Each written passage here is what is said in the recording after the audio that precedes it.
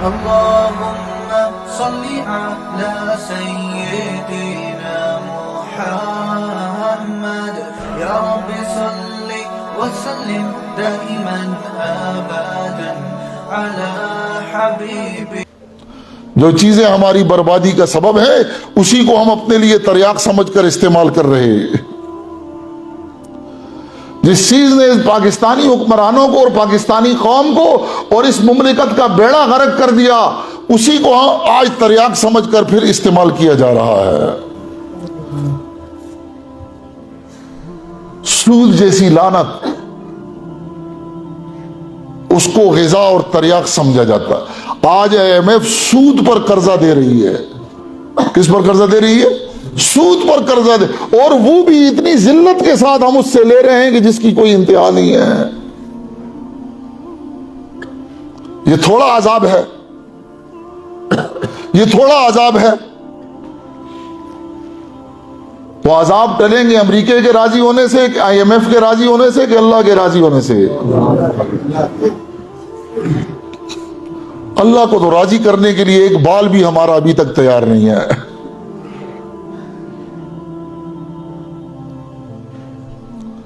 और जो इलाज हमारे हुक्मरान कर रहे हैं वो इलाज नहीं है, वो जहर है। उससे मरज बढ़ रहा है, जूं जूं दवा कर रहे। मरज बढ़ता गया जूं जूं दवा की। ऐसी दलदल में इस कौम को इन बदबख्तों ने फंसा दिया है, जो निकलने का रास्ता है उस पर आ नहीं रहे, और जिस पर आ रहे हैं उसमें मजीद फंस रहे।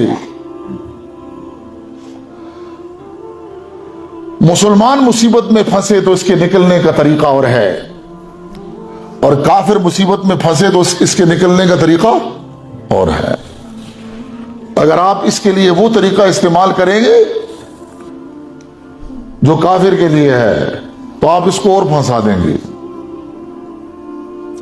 मुसलमान के लिए सुन्नत इलाही क्या है, काफिर के लिए क्या है? काफिर के लिए यह है कि वो जितना असबाब से जुड़ेगा इतना ही मुसीबत से निकलेगा, और मुसलमान के लिए यह है कि वो जितना आमाल से जुड़ेगा इतना ही मुसीबत से निकलेगा। हजरत शेख थानवी नवरुल्लाह मरकदहू ने एक वाकया लिखा है, बूझ बुझक्कड़ एक गांव था, उसमें सारे उजड़ अनपढ़ थे, एक उसमें थोड़ा बहुत पढ़ा लिखा।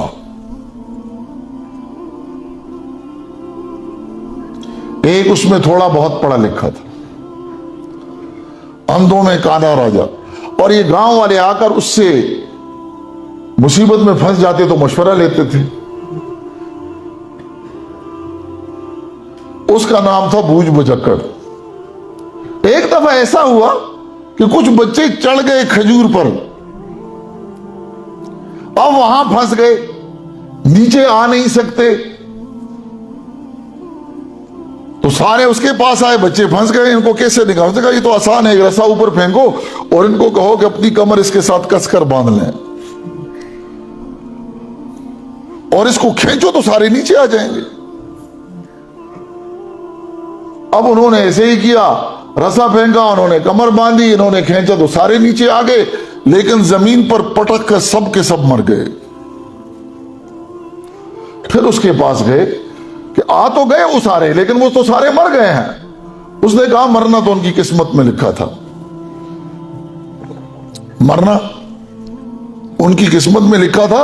मैंने जो तदबीर बतलाई थी ये बचाने के लिए थी, क्योंकि मैंने इस तदबीर से कई कुएं के अंदर फंसे हुओं को बआसानी निकाला है। अब ये तदबीर उसके लिए तो मुफीद है जो कुएं में फंसा हुआ हो, कि वो बांध ले और उसको खींच लो, लेकिन जो ऊपर फंसा हुआ है वो बांध ले और खींच लो तो क्या होगा? इसलिए हज़रत फरमाते हैं कि काफिर और मुसलमान की मुसीबत की यही मिसाल है।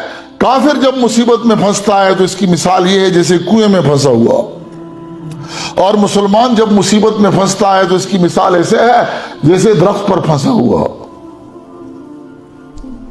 अब आज के बूझ बुझक्कड़ अक्लमंद और दानिश्वर क्या करते हैं कि जो कुएं में फंसा हुआ है उसके लिए जो तदबीर अल्लाह ने निकलने के लिए निकाली है वो उसके लिए आजमाइश कर रहे हैं। जो ऊपर फंसा हुआ है तो हड्डियां तोड़ दी है पूरी कौम की कि नहीं तोड़ी?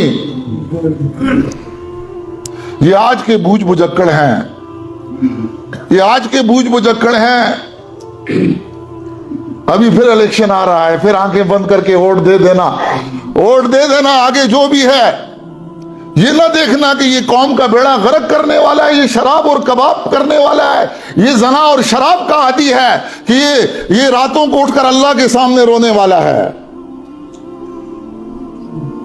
ये सुबह की जमात में अल्लाह के सामने माथा टेकने वाला है कि ये रात को जिना करता है, शराब पीता है, 11 बजे इस बदबख्त की आंख खुलती है, वो मेरा लीडर बनकर असेंबली में जाता है। ये कौम को निकालेंगे बदबख्त।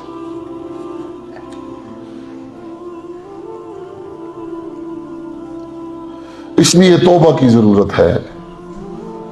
जब तक हम इज्तिमाई तौबा नहीं करेंगे, आया हुआ अजाब टल नहीं सकता, आने वाला रुक नहीं सकता। तौबा एक ऐसा अमल है, इस्तग़फ़ार और तौबा एक ऐसा अमल है कि इससे आया हुआ अजाब टल जाता है, आने वाले अजाब रुक जाते हैं। अल्लाह ताला शानु हमें बेदारी नसीब करके, तौबा करके और अमल के जरिए अपनी जात से जुड़ने की तौफीक नसीब फरमाए।